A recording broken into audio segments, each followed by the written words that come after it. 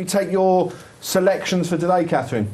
Yeah, of course. So obviously 225 John Spirit for all the reasons you just said. 315 at the Doncaster. Caravana King. I thought he was very unlucky at Newbury. He was belted into every fence. Tom O'Brien's upset there taking the mount. I think he's the likely winner. I was sort of watching the run at Newbury, just kind of like shaking my head. He really needs to be presented at a fence, and he didn't get that at Newbury. And in 335 here, with more of that, I'm looking at this horse to go on to kind of be a future world hurdler. I've liked what I saw at Haydock, and I don't think the faster ground's going to inconvenience him. OK. Thank you very much. You have to take note when Catherine gives a John Joe O'Neill horse. But anyway, David. Yeah, my three for today.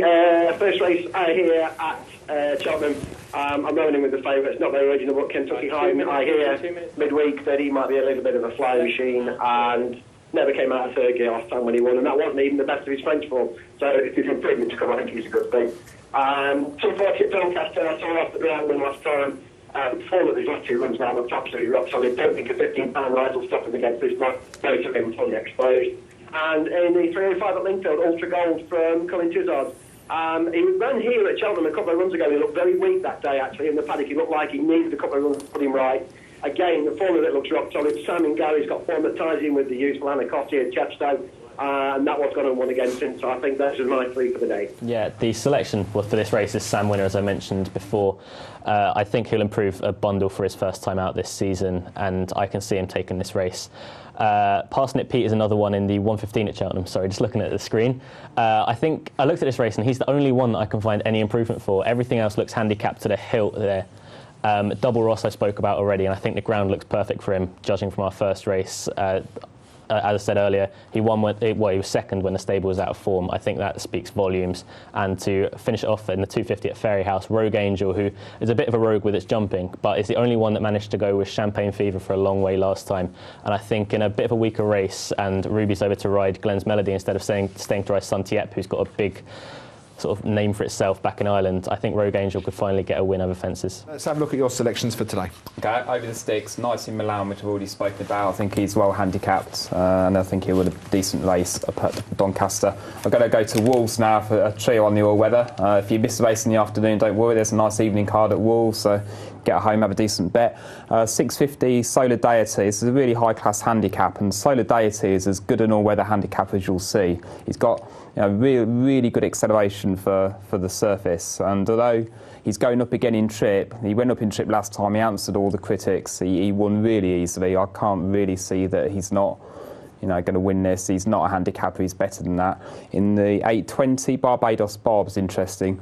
He's only had 11 races, 8 of them in Ireland. He's come over to England, he's had a trio of races, I think it was Southall, Wolves and Lingfield, so he's been asked to sort of move about a bit. He's looked a little green, and to me he looks like a horse who's got improvement in him. He's trained by Michael Wigan. He's about 7-1 as we came on. I'd be quite keen on him. And in the 850, Northern Raider Rivellino comes down. This horse is running against sort of 105 rated handicappers on the flat this turf season. He's getting in here, which I think is a 0-90 race. He had a nice run round at Lingfield last time. He was drawn wide. He wasn't given a particularly hard time. He had a nice, get his toe back in on the all-weather. This is the right race for him. He's off top weight, giving weight to lesser horses. So that's Rivellino, the 850 Wolves, and that's the big ones. Declan, you've got some selections. Hopefully you got them in. Yeah, no, they're all. And this time, and they're all short prices, are they?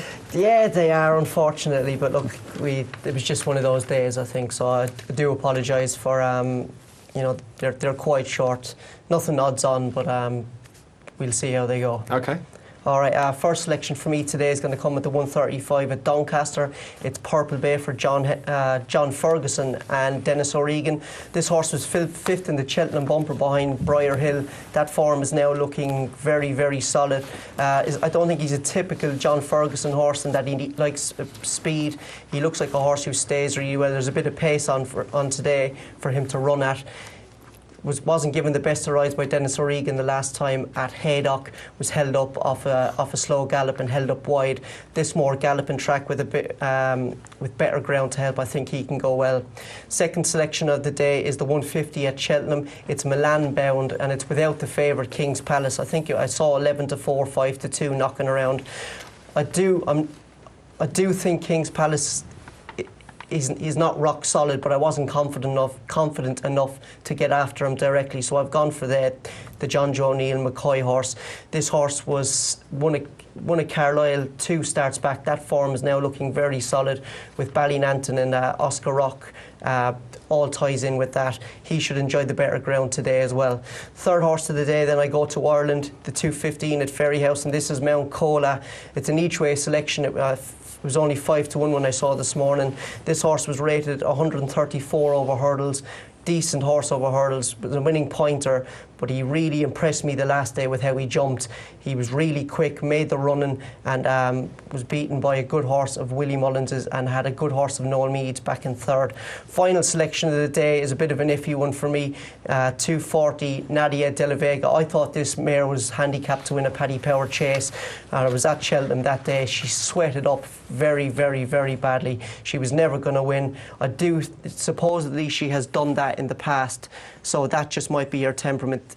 Today she goes to a quieter track, less competitive race, smaller field. She's not straightforward, but she is definitely handicapped to win, and if she's on her A game today, she will win. Just give you my selections very, very quickly. Off the ground, Dave Massey spoke about this earlier on. Off the ground, 240. I think that Paul Nicholls will have a good day at Cheltenham, so I've gone for 2 of his, Salubrious and Saint Rock.